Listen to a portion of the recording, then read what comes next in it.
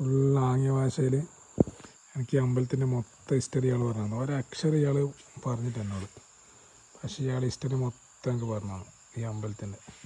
പണ്ടത്തെ ആൾക്കാർ കൈ കൊണ്ട് കൊത്തിയിട്ടുണ്ടാക്കിയ അയാൾ ആ തൂണൊക്കെ നമുക്ക് തൊട്ട് കാണിച്ചാണ് സംഭവം. നമ്മൾ കാണുന്നൊരു തൂണുണ്ട്, അതിന് ഭയങ്കര ഒരു മുരുമുരുണ്ട്. ഇതെല്ലാം അവർ കൊത്തി കൊത്തി ഉണ്ടാക്കിയതാണ് അയാൾ പറയുന്നത്.